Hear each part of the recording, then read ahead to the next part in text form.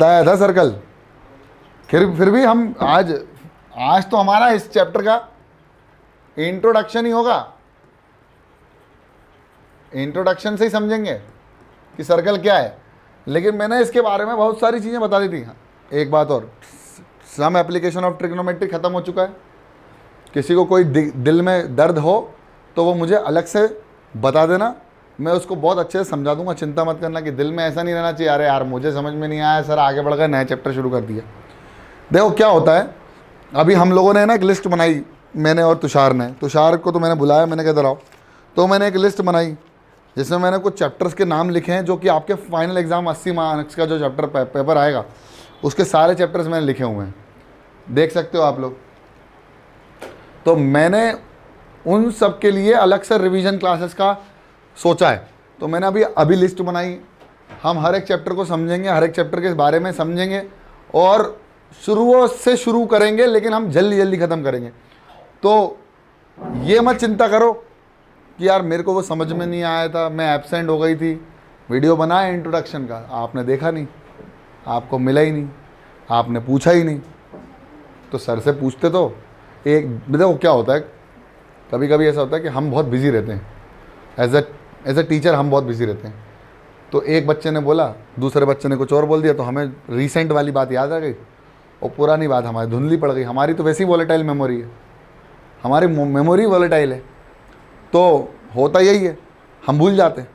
तो हमें फिर से पिन करा किसी ने, जैसे मैसेज करता है और हम मैसेज का रिप्लाई नहीं कर पाए तो पिन करते ना, पिन मतलब उंगली करते रहो, भैया सर इंट्रोडक्शन का क्या हुआ, introduction sir, introduction sir, introduction क्या हुआ। और जब ऐसा बोलते रहोगे ना तो लिटरली वो सामने वाला बंदा कहेगा ये परेशान करके अभी इसको भेजना ही पड़ेगा, ऐसा होता है, बैठ जा। ठीक है, तो आज हम बात करने जा रहे हैं, कोई बात नहीं, मैंने बनाया हुआ दे दूंगा, मैं भेज दूंगा। आज रुक जाना है ना, आज रुक के जाना, पहले बताना सर मुझे वो इंट्रोडक्शन ट्रिग्नोमेट्री सम एप्लीकेशन है ना, मज़ा आ जाएगा। चलो, तो देखो सर्कल चैप्टर में मैंने एक बहुत इंपॉर्टेंट बात करी थी कि जब हमारी ज्योमेट्री स्टार्ट हुई थी तो आपको पता है कि हमारे ज्योमेट्री के अंदर एक बंदा है जिनको हम बहुत अच्छे से जानते हैं, जिसका नाम है यूक्लिड। क्लास 9 में पढ़ा होगा यूक्लिड ज्योमेट्री। तो इनको फादर ऑफ ज्योमेट्री बोला जाता था। क्या बोला था? फादर ऑफ ज्योमेट्री, क्योंकि इन्होंने उस समय ज्योमेट्री का एक नए रूप में लेके आए थे ज्योमेट्री को, जिस समय किसी ने भी हिम्मत नहीं करी थी ज्योमेट्री में हाथ डालने की। उस समय 600 BC में फादर ऑफ ज्योमेट्री ने, मतलब यूक्लिड्स ने, अपनी कुछ पोस्टुलेट्स, एक्सियोम, थियोरम्स, इन सब के बारे में डिस्कशन किया था। क्लास 9 के चैप्टर में पढ़ाया भी है, ये आपको पढ़ाया है।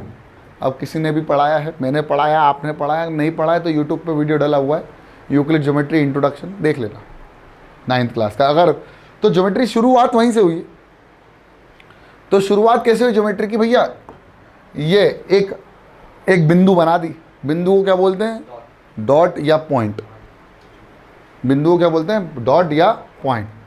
इस पॉइंट से शुरुआत होती है किसी भी मैथमेटिकल कंस्ट्रक्शन या ज्योमेट्री। अब हमने पॉइंट को आगे बढ़ाया, बहुत सारे इनफाइनाइट मैनी पॉइंट्स बनाए और हमने डिफरेंट शेप्स की बात करी। अब देखो ज्योमेट्री का मतलब होता है, दो शब्दों से मिलकर बना है, जियो प्लस मेट्री। जियो का मतलब होता है अर्थ और मेट्री का मतलब होता है मेजरमेंट। क्या होता है? मेजरमेंट। अब आप बोलोगे सर अर्थ को थोड़ी मेजर करना था। नहीं, अर्थ में डिफरेंट चीज़ों के लिए हमें मेजरमेंट करना पड़ा। जैसे सरफेस एरिया हो गया, वॉल्यूम हो गया, लेंथ हो गया, ब्रेथ हो गया, किसी भी चीज़ की। जैसे मुझे इतनी बड़ी टेबल बनानी है, अब इतनी बड़ी कौन सी टेबल होती है? कितनी इंच की बनानी है, कितनी सेंटीमीटर की बनानी है, कितने फुट की बनानी है, बताना। मुझे बड़ा घर चाहिए, कितना बड़ा घर चाहिए? तेरे से बड़ा भी हो सकता है घर, तो घर तो बड़ा ही होता है। तो वो उन्होंने कहा भैया इतने बाई इतने का घर। तो ये सब चीज़ों को मेजर करने के लिए, अर्थ के अंदर जितनी भी चीज़ें थी उन सबको मेजर करने के लिए हमने किसका आविष्कार किया? ज्योमेट्री का। और फादर ऑफ ज्योमेट्री को क्या बोला? फादर ऑफ ज्योमेट्री कौन थे? यूक्लिड्स। तो उन्होंने ज्योमेट्री को और अच्छे लेवल पे डेवलप किया है। 9th क्लास में पढ़ा होगा आपने यूक्लिड्स, और नहीं पढ़ा होगा तो पढ़ लेना, मैंने पढ़ाया हुआ है अभी रिसेंटली लास्ट वीडियो जो अपडेटेड वीडियो है मैंने वही डाला है। अब यहाँ पर जब ज्योमेट्री स्टार्ट हुई तो उन्होंने एक बहुत खूबसूरत सी चीज़ के बारे में बात करी भाई कि एक पॉइंट है और इस पॉइंट से कुछ डिस्टेंस दूर जाकर, मैंने कहा x डिस्टेंस दूर जाकर एक और पॉइंट बनाया, ठीक है। फिर उसी डिस्टेंस दूर जाकर एक और पॉइंट बनाया, फिर उसी डिस्टेंस जाकर एक और पॉइंट बनाया, फिर उसी डिस्टेंस जाकर एक और पॉइंट बनाया। तो ऐसे मैंने इनफाइनाइटली मैनी पॉइंट्स बनाए हैं सेम डिस्टेंस पर। जब मैंने ऐसा किया तो मुझे जो मिला उसको मैंने क्या बोला, सर्कल। क्या बोला, सर्कल। तो circle is nothing but a 2 dimensional figure जिसमें हमने इनफाइनाइटली मैनी पॉइंट्स बनाए इक्वी डिस्टेंस पर। मतलब ये डिस्टेंस सब पॉइंट से बराबर होगा, तो उस पर्टिकुलर पॉइंट को हमने क्या बोल दिया, सेंटर ऑफ सर्कल। क्या बोला, सेंटर ऑफ सर्कल। और ये इनफाइनाइटली पॉइंट्स बनाने के बाद जो 2 डायमेंशनल फिगर या 2D फिगर जो हमको मिलता है उसको हमने क्या नाम दिया, सर्कल। ठीक है, इससे हमें 2 चीज़ें हुई। एक तो जब हमने सर्कल बनाया तो उस पॉइंट को हमने बोला सेंटर ऑफ सर्कल। यहाँ से जो डिस्टेंस बोला इसको हमने बोला रेडियस ऑफ सर्कल। क्या बोला, रेडियस ऑफ सर्कल। क्या बोला, रेडियस ऑफ सर्कल। और इस इनफाइनाइटली पॉइंट्स को ज्वाइन करने पर जो आउटर बाउंड्री मिलती है सर्कल की, उसी को हम बोलते हैं पेरीमीटर ऑफ एनी फिगर। और उसी पेरीमीटर का एक नया नाम पड़ा जिसको हम बोलते हैं सर्कमफ्रेंस ऑफ सर्कल।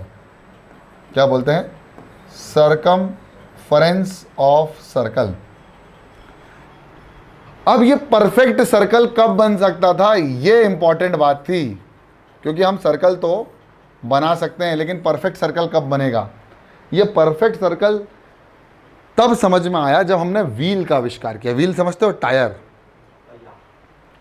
तो टायर का जब हमने आविष्कार किया तो हमको समझ में आया कि जब हम एक पर्टिकुलर लेंथ का सर्कल बनाना चाहते हैं, मतलब हमने पर्टिकुलर लेंथ का सर्कल बनाना है, वो सर्कल तभी पॉसिबल होगा उस पर्टिकुलर लेंथ का। ये लेंथ का हमें सर्कल बनाना है मोड़ के, तो हमने इसको ऐसे मोड़ के बना दिया। तो वो सर्कल तभी परफेक्ट सर्कल पॉसिबल होगा जब इस सेंटर से पास होने वाली एक लाइन सेगमेंट को, जो कि सेंटर से पास हो रही है, जो 2 पॉइंट को टच कर रही है, इसको हम क्या बोलते हैं, डायमीटर। ये डायमीटर ले लो और ये क्या ले लो, सर्कमफ्रेंस ऑफ सर्कल ले लो। सर्कमफ्रेंस और सर्कल और डायमीटर का जो रेशो है, सर्कमफ्रेंस ऑफ सर्कल और डायमीटर का जो रेशो है वो किसी कांस्टेंट के बराबर आ जाए, और उस कांस्टेंट का नाम क्या पड़ गया, पाई। अब बोलोगे सर परफेक्ट सर्कल, मैंने कहा इस लेंथ का मुझे परफेक्ट सर्कल बनाना। धागा ले लिया, मान लो, इमेजिन करो एक धागा है, इस धागे को मुझे मोड़कर सर्कल बनाना है। तो परफेक्ट सर्कल कब बन पाएगा, जब मैं डायमीटर का, यानी इस सर्कल का ये डायमीटर और इस लेंथ का, ये लेंथ जो है, ये लेंथ कितनी है, ये लेंथ, ये L, इस लेंथ का और इसके डायमीटर का जो रेशो है किसी कांस्टेंट के बराबर आए, उस कांस्टेंट को हमने क्या बोला, पाई। उसके बराबर आएगा तब हम किसी परफेक्ट सर्कल को डिजाइन कर सकते हैं। Then only we can design a perfect circle. अब इस लेंथ को हमने ऑलरेडी क्या नाम दे दिया था भाई, आउटर बाउंड्री को क्या नाम दिया था बेटा, सर्कमफ्रेंस। तो इसी सर्कमफ्रेंस और नीचे क्या है, डायमीटर। तो सर्कमफ्रेंस और डायमीटर का जो रेशो है वो किसी कांस्टेंट के बराबर है। वो कांस्टेंट कैसा नंबर है, वो कांस्टेंट एक इर्रेशनल नंबर है। इर्रेशनल नंबर क्या होता है, इर्रेशनल नंबर क्या होता है, जो कभी रिपीट नहीं होता और कभी ख़त्म नहीं होता, non terminating non repeating number है। तो इस सर्कमफ्रेंस अपॉन डायमीटर का जो रेशो है वो क्या होगा, पाई। यानी circumference upon diameter is equal to pi, और डायमीटर जो होता है वो किसके बराबर होता है, 2 टाइम्स ऑफ रेडियस। तो सरकमफ्रेंस अपॉन 2r बराबर पाई, तो circumference will be equal to 2 pi r। और यहाँ से हम सरकमफ्रेंस के फॉर्मूले पर पहुँच गए। अरे देखो ना, ये 2r ऊपर जाएगा तो क्या होगा, 2 इंटू पाई इंटू आर, यानी 2 पाई r, और वहाँ पर हम सरकमफ्रेंस के फॉर्मूले पर आ गए। तो इस तरह से हम लोगों ने सर्कल के इस खूबसूरत से फॉर्मूले, सरकमफ्रेंस के खूबसूरत से फॉर्मूले को भी डिराइव कर लिया कि कभी भी अगर मुझे रेडियस पता है, मतलब वो इक्वी डिस्टेंस की डिस्टेंस पता है जो इनफाइनाइटली मैनी पॉइंट्स बनाती है, तो मैं लेंथ बता सकता हूँ कि मैं कितनी लेंथ का क्या बना सकता हूँ, सर्कल बना सकता हूँ, या सर्कल की आउटर बाउंड्री कितनी लेंथ की होगी। जहाँ पर हमने पाई की वैल्यू जब हमने इसको कैलकुलेट करी तो लगभग 3.14 और ऐसे इनफाइनाइटली मैनी बार आगे बढ़ रही थी और रिपीट भी नहीं हो रही थी। और पाई की लगभग वैल्यू 22/7 को भी जब डिवाइड करते हैं तो किसके बराबर आता है, 3.14 के बराबर ही आता है। हालांकि ये दोनों नंबर रैशनल हैं, 3.14 और 22/7, लेकिन पाई इर्रेशनल है क्योंकि हमने ये पाई की इक्वल वैल्यू नहीं, नियरली इक्वल टू वैल्यू ले ली है। क्या ली है हमने, ये नियर इक्वल टू वैल्यू ली है। क्या लिए, near equal to. Actually exact value नहीं है पाई की वैल्यू एग्जैक्ट तो है ही नहीं, क्योंकि वो एक कौन सा डेसिमल एक्सपेंशन है, वो एक non terminating non repeating decimal expansion है, इसलिए उसकी कोई फिक्स वैल्यू नहीं है बेटा। ठीक है, तो पाई की वैल्यू हमारे पास आ गई। अब हमने कहा भैया ये जो सर्कल है ये कितना एरिया कवर कर रहा है, ये सर्कल कितना एरिया कवर कर रहा है, ये कैसे पता चलेगा, ये सर्कल कितना एरिया कवर कर रहा है ये कैसे पता चलेगा। भाई ये डिस्टेंस यहाँ से लेकर यहाँ तक मान लो ये हमने r डिस्टेंस ले लिया। अब एरिया कैसे निकालेंगे, इसका कैसे निकालें, तो उन्होंने कहा एक काम करो, इसका बहुत शानदार मेथड है, सिखाऊं एरिया निकालने का फॉर्मूला। अरे एरिया अभी टेंशन मत लो, इसकी लेंथ मिल गई ना तुमको, इसकी लेंथ कितनी जल्दी बताओ, 2 इंटू पाई इंटू आर, बोलो हाँ या ना। अब ये कितना एरिया कवर कर रहा है, इसका आसान तरीका सुनो। सबसे पहले एक सर्कल बनाओ, ये मैथ्स के ज्ञाताओं ने बताया है, और सेंटर से एक रेडियस जोड़ो, ठीक, उस रेडियस के साथ में जस्ट बाजू में एक और रेडियस जोड़ो। ये दोनों रेडियस इतने पास होना चाहिए कि ये एंगल बहुत छोटा एंगल बने, और ये सरकमफ्रेंस की जो लाइन बने वो कर्व ना बन के कैसी बने, एक स्ट्रेट लाइन बने। तो ये क्या मिलेगा बेटा, एक ट्राइंगल मिलेगा कि नहीं मिलेगा। अच्छा ये लेंथ कितनी है, r, ये लेंथ कितनी है, r, और बेटा ये लेंथ भी कितनी होगी कि नहीं होगी। अब ये छोटा सा ट्राइंगल जो निकाला है ये कितना है r, ये कितना है पता नहीं, तो हमने इसको छोटा सा डिस्टेंस x मान लिया। क्या मान लिया, छोटा सा डिस्टेंस x। इस ट्राइंगल का एरिया क्या होगा, half base into height. Half base कितना है x, हाइट कितनी है r, बोलो हाँ है ना। अब ऐसे मैंने एक ट्राइंगल काटा है, ऐसे मैं और भी ट्राइंगल काट लूँ, तो ये length x x x x x x same equal distance, equal x x x x x सब निकाल लो, है ना। तो मैं कितनी बार प्लस कर रहा हूँ मुझे नहीं पता, इनफाइनाइटली टाइम्स मैं x को प्लस कर रहा हूँ, और क्या किसका एरिया निकाल रहा हूँ, एरिया, सर्कल का एरिया नहीं, ट्राइंगल का एरिया निकाल रहा हूँ। अबे हाफ बेस इंटू हाइट किसका एरिया है, ट्राइंगल का। अब इसमें से हाफ भी कॉमन और आर भी common, half common r common, तो हाफ और r common, x plus x plus x plus x plus up to infinity. बेटा सारे x को प्लस करेंगे तो क्या मिलेगा, अबे सरकमफ्रेंस मिलेगा ना, लेंथ कितना मिलेगा, 2 पाई आर, यानी half into radius into 2 pi r, 2 से 2 कैंसिल, बचा कितना पाई आर। ये आ गया एरिया ऑफ सर्कल। अबे झांकी है ये प्रूफ है कि सर्कल का जो एरिया होता है वो कितना होता है, पाई आर स्क्वायर। जब तुम्हारे फेवर में कोई चीज नहीं हो तो तुम्हारे फेवर में जो है उसको ऐसा तोड़ मरोड़ के लेके आओ कि जो नहीं है वो भी तुम्हारे फेवर में आ जाए। मतलब तुम्हें सर्कल के एरिया का पता नहीं था, तुम्हें ट्राइंगल का तो एरिया पता था ना, तुम्हें सर्कमफ्रेंस भी पता चल गई थी, तो तुमने जिनका पता था उनका इस्तेमाल किया और एक नई फिजिकल क्वांटिटी को निकाल लिया। क्या मेरी बात पल्ले पड़ गई? एक बार समझ लो, एक बार समझ लो, कोई दिक्कत नहीं। उनने कहा भाई एक सर्कल है, इसका मुझे क्या निकालना है, एरिया निकालना है। बोले हाँ ठीक है। बोले वो सेंटर से इक्वल डिस्टेंस पता है तुमको? हाँ पता है। कितना है? रेडियस के बराबर। तो बोले इसके जस्ट बाजू में एक रेडियस और बना दो। बोले हाँ बना दी। इतने पास बनाना कि ये सर्कल की जो बेस है वो कैसी बनेगी, एक स्ट्रेट लाइन बन सकती है ना, आर्क स्ट्रेट लाइन, बहुत पास हो, एंगल छोटा हो। तो बोले ठीक है। बोला ये ले भाई, ठीक है। अब अगर ये रेडियस है, ये रेडियस है, तो बीच में जो गिरेगा वो भी कैसा रहेगा, रेडियस ही तो रहेगा। सारे रेडियस है ना, सभी तो रेडियस है। तो इस ट्राइंगल का एरिया कितना होगा, हाफ इंटू बेस को x मान लो और रेडियस को r मान लो। अब ऐसे कितने सर्कल ले रहे हैं, ट्राइंगल ले रहे हैं तोड़ के, इसको काट काट के कितने ट्राइंगल ले रहे हैं, बहुत सारे। तो हमने सबको ले लिया। तो ऐसे ही half into X into R plus half into X into R plus half into X into R. और कहाँ तक लिया हमने, बहुत सारे। हमने कहो पता नहीं, हमने कहा इनफाइनाइट।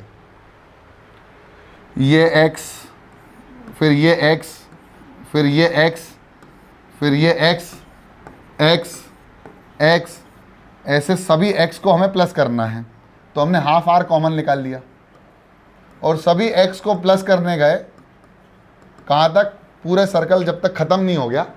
तो इन सबको प्लस करने पर क्या मिलेगा, सर्कमफ्रेंस ऑफ सर्कल, जो कि होता है 2 पाई आर। तो half into radius into 2 pi r will be equal to area of circle. Pi r square is the area of circle. Now this is proved, this has been proved that the area of the circle is pi r square. आज तक बताया था किसी ने कि पाई r square area होता क्यों है? पता था? बस बता दिया था ना। मैंने भी 9th क्लास में अगर पढ़ाया होगा किसी को तो मैंने भी आपको बता ही दिया था। लेकिन अब आप इतने बड़े हो गए हो कि आने वाले समय में आपको जब एक लेवल अप की बात आएगी ना, तो यहीं से आपका दिमाग चलना शुरू होगा। अभी दिमाग शुरू हो गया चलना। ऐसे हमने कोन का भी सरफेस एरिया निकाला। अभी जब मैं आपको surface area of the cone निकालूंगा ना, निकलवाऊंगा ना, तब आपको मज़ा आएगा। और कोन का सरफेस एरिया भी ऐसे निकलता है। तो अब आपके दिमाग में तेज़ी आना शुरू हो जाएगी। मैं आपको ग्रीस और ऑयलिंग कर रहा हूँ दिमाग की, ठीक है। चलो, तो इससे हमको एक पता चलेगी कि जो पेरीमीटर ऑफ द सर्कल होता है, यानी circumference of the circle, circumference of circle will be equal to 2 pi r, और एरिया ऑफ सर्कल जो होता है वो कितना होता है, pi r square. Capital R कर लो सर, हाँ ठीक है, लो। तो ये दोनों फॉर्मूले हमने डिराइव कर लिए।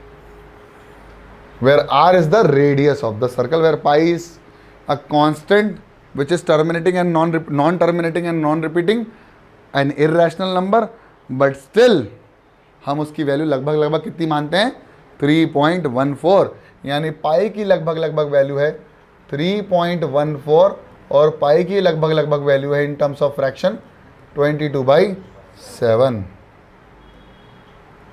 ठीक है, ठीक है। किसी को कोई तकलीफ हुई इसका? अच्छा, ये मेरा कोई काम नहीं था कि एरिया ऑफ सर्कल का फार्मूला प्रूफ करके दूं आपको। इस चैप्टर के अंदर हम बहुत अलग तरीके की बात करेंगे। हम बात करेंगे कीचड़ की। मैंने बताया भी था शायद ये। तो हम बात करने कुछ और की वाले, कीचड़ की। बोला आप सुनो, अब जब अर्ली मैन ने वो टायर बना लिया, तो ये टायर बना लिया, परफेक्ट सर्कल बनाया भाई, है ना। तो परफेक्ट सर्कल बनाने के लिए या तो मैं हाथ से इस्तेमाल करूं या मैं यहाँ पर मेरे बोर्ड की कला इस्तेमाल करूँगा। परफेक्ट सर्कल मैंने बना लिया। अब जब ये परफेक्ट सर्कल मैंने बना लिया तो इसका टायर बन गया। मुझे कहीं भी जाना होगा तो मैं टायर का इस्तेमाल करके रोल करके आगे बढ़ जाऊँगा बहुत जल्दी। अब भाई कीचड़ आई, तो ये बीच में कीचड़ भी पड़ी हुई थी, जब ये घूमता है तो कीचड़ यहाँ से उछल गई, तो कीचड़ इस सर्कल के ये सर्कुलर टायर के एक पॉइंट से उछल गई, तो इसको हमने नाम दिया टेंजेंट। क्या नाम दिया? हमने कहा ना आज हम कीचड़ की बात करने वाले हैं। किसका नाम दिया? टेंजेंट। बोले हाँ टेंजेंट, हाँ। बोले जिस पॉइंट से उछली है, जब उस पॉइंट को ज्वाइन किया हमने, यानी उस पॉइंट से हमने रेडियस बनाया, जिस पॉइंट से उछली कीचड़ उस पॉइंट से हमने रेडियस बनाया, तो हमको पता चला कि ये तो जो कीचड़ उछली वो परपेंडिकुलर थी रेडियस के। तो क्या बोलेंगे हम? तो हम बोलेंगे टेंजेंट इज दैट, या फिर ऐसे लिखेंगे a tangent to a point is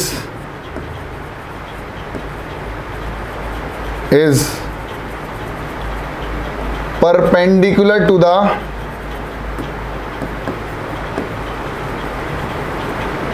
radius of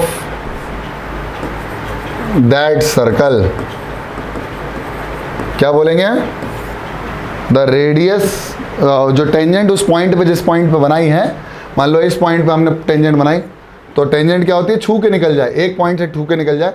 तो जब हमने उसको रेडियस से ज्वाइन किया तो हमको पता चला कि it will be perpendicular to the circle, या sorry perpendicular to the radius of the circle. और टेंजेंट की डेफिनेशन एक्चुअली बड़ी क्लासेस में आने के बाद टेंजेंट की डेफिनेशन चेंज हो जाती है, लेकिन आप सिर्फ इतना समझो कि अगर हमने एक सर्कल बनाया है, तो जिस सर्कल पर बनाया है वो उसको केवल एक पॉइंट से छूते हुए जाएगी। कितने पॉइंट से? केवल सिंगल पॉइंट से। और जहां वो पॉइंट ऑफ कांटेक्ट पर छू रही है वहां से अगर मैं रेडियस बना दूं तो it will be perpendicular to the radius of the circle. क्या होगा? It will be perpendicular to the radius of the circle. Is it clear to all of you? Is it clear भाई? अभी कोई दिक्कत हो तो बता दो यार, अभी कोई दिक्कत हो तो बता दो। अभी तक कोई दिक्कत तो नहीं है? टेंजेंट का नाम स्पर्श रेखा भी होता है। क्या बोलते हैं? स्पर्श रेखा। स्पर्श रेखा, मेरी कहीं गलत स्पेलिंग तो नहीं होगी स्पर्श की?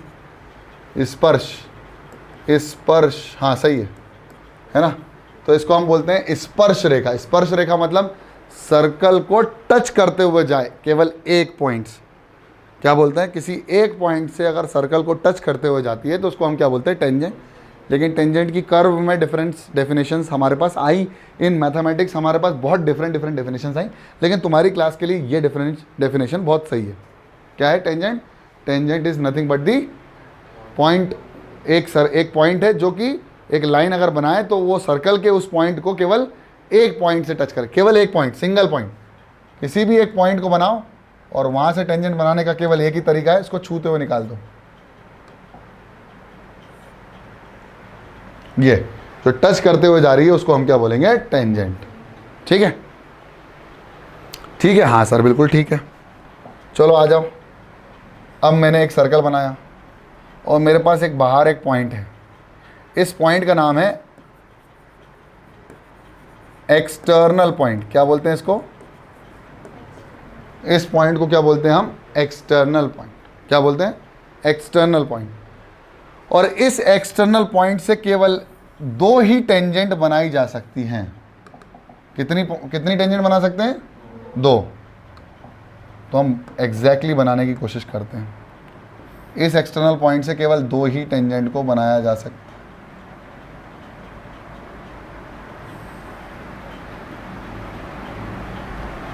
ठीक है? तो ये जो पॉइंट ऑफ कांटेक्ट है और ये जो पॉइंट ऑफ कांटेक्ट है,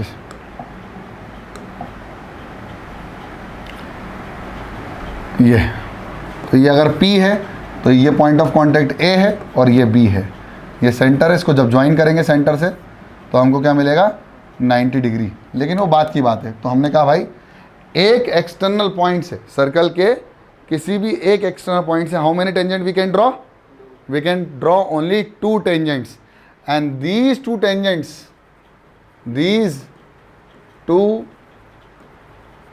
tangents are equal to each other. ये दोनों एक दूसरे के इक्वल भी होंगी. These 2 tangents will be equal to each other. These 2 tangents will be equal to each other. कैसे इक्वल कैसे होंगे? तो हमें प्रूफ करना है कि ये पी ए जो होगा वो किसके बराबर होगा, पी बी के बराबर होगा. पी ए जो होगा वो किसके बराबर होगा, पी बी के बराबर होगा. पी ए से लेकर पी बी की लेंथ जो होगी वो क्या होगी, इक्वल. तो इसको प्रूफ करने का एक ही मात्र तरीका है कि आप एक काम करो, सेंटर से ए को जोड़ दो और सेंटर से बी को जोड़ दो, तो आपको पता चल जाएगा कि भाई ये 90 डिग्री है और ये भी 90 डिग्री है, ये ओ है. तो बेटा ये क्या हो जाएगी, दोनों रेडियस. तो ये भी रेडियस और ये भी रेडियस. अब P को O से ज्वाइन कर दो, तो P को O से कंस्ट्रक्शन कर दिया, ज्वाइन कर दिया. अब एक बात समझ में आएगी कि मेरे पास एक ट्राइंगल होगा AOP और एक ट्राइंगल होगा BOP. बोलो हाँ या ना, दोनों ट्राइंगल हो गए. अच्छा एक बात बताओ, क्या OA और OB दोनों बराबर हैं? हाँ सर, AO बराबर BO, दोनों बराबर हैं. क्या एंगल POA, एंगल POA बराबर है एंगल POB के? बोलो हाँ या ना. Is equal to 90 degree. मैंने बताया था कि रेडियस के परपेंडिकुलर होता है, तो दोनों 90 डिग्री हो गए. और आपको दिख रहा है कि PO जो है वो दोनों में कैसी है, common. PO will be equal to PO. तो बाय राइट एंगल, हाइपोटेन्यूज और साइड, तो by RHS congruency we can say that the triangles AOP is congruent to triangle BOP. अगर दोनों ट्राइंगल कॉन्ग्रुएंट हो गए तो क्या हो जाएगा, दोनों ट्राइंगल्स के सारे करस्पॉन्डिंग पार्ट्स आपस में बराबर हो जाएंगे. Therefore we can say that PA will be equal to PB. और इसको हम कैसे प्रूव कर सकते हैं, by CPCT, corresponding part of congruent triangles. So we can say that by CPCT these two triangles, by these RHS congruency these two triangles are congruent, and by CPCT we can say that PA equal to PB. फिर सब बराबर है, कोई सा भी angle ले लो, ये वाला एंगल इसके बराबर, ये वाला एंगल इसके बराबर, सब बराबर हो जाता है. जब दो ट्राइंगल्स को कॉन्ग्रुएंट कर दिया, इसका मतलब वो दोनों एक दूसरे को क्या करेंगे, ओवरलैप करेंगे. और जब ओवरलैप कर जाएंगे यानी उनके करस्पॉन्डिंग चीज़ें, यानी उनके करस्पॉन्डिंग पार्ट्स, चाहे वो एंगल हो, साइड हो, एरिया हो, पेरीमीटर हो, सब बराबर. ठीक है. तो वी कैन से दैट पहली चीज कि जो टेंजेंट होगी वो किसके परपेंडिकुलर होगी, रेडियस के. किसके परपेंडिकुलर होगी, रेडियस के. फिर एक एक्सटर्नल पॉइंट से अगर एक सर्कल पर कितनी टेंजेंट बनाई जा सकती हैं, 2. मिनिमम नहीं, मैक्सिमम. Minimum 1, maximum 2. मैक्सिमम कितनी टेंजेंट बन पाएंगी, 2. और वो दोनों कैसी होंगी, इक्वल. वो क्या कर दिया हमने, प्रूफ कर दिया. ठीक है. तो मिनिमम कितनी टेंजेंट बनाएंगे, 2. सॉरी, मैक्सिमम कितनी टेंजेंट बनाएंगे, 2. और वो दोनों टेंजेंट कैसी होंगी, आपस में इक्वल. एरिया का फॉर्मूला समझ में आ गया. अब 2 से 3 चीजें हैं जो मैं तुमको बताना चाहता हूं, जो तुम्हारे लिए इंपॉर्टेंट हैं. वो ये कि ये सर्कल है. अब इस सर्कल की, इसको हम क्या बोलते हैं, कॉर्ड. क्या बोलते हैं, कॉर्ड. और लॉन्गेस्ट कॉर्ड क्या होती है सर्कल के अंदर, डायमीटर. इसको क्या बोलते हैं हम, रेडियस. और ये जो एरिया कवर है, इस एरिया को हम बोलते हैं सेगमेंट. क्या बोलते हैं, सेगमेंट. क्या बोलते हैं, सेगमेंट. और अगर मैं यहाँ से एक और रेडियस बना दूँ तो यहाँ पर एक एरिया मिलेगा. इसको हम क्या बोलते हैं बेटा, मैंने बताया है शायद, सेक्टर. क्या बोलते हैं, सेक्टर. इसको बोलते हैं सेंट्रल एंगल. क्या बोलते हैं, सेंट्रल एंगल. इसको क्या बोलते हैं, सेंट्रल एंगल. तो 2 से 3 चीज़ें जो थी वो बहुत इंपॉर्टेंट थी। एरिया ऑफ सर्कल आपको पता चल गया, सरकमफ्रेंस ऑफ सर्कल आपको पता चल गया, और इस लेंथ को हम बोलते हैं ए लेंथ ऑफ आर्क। क्या बोलते हैं? Length of arc. इसको हम बोलते हैं लेंथ ऑफ आर्क। ये माइनर लेंथ है, माइनर आर्क, ये मेजर आर्क। मेजर का मतलब क्या होता है? बड़ी वाली, मेजर आर्क, और ये माइनर आर्क। ऐसे ही ये major segment, sorry minor segment इतना वाला, और बचा हुआ जो है वो होगा, ठीक है, बचा हुआ क्या होगा? मेजर। बड़ा वाला मेजर, छोटा वाला। क्लियर? इतना क्लियर हुआ? समझ में आया? कोई डाउट है ऑनलाइन? नहीं सर। तो लिखने की बारी आ गई है। लिखना चाहेंगे तो लिखिए।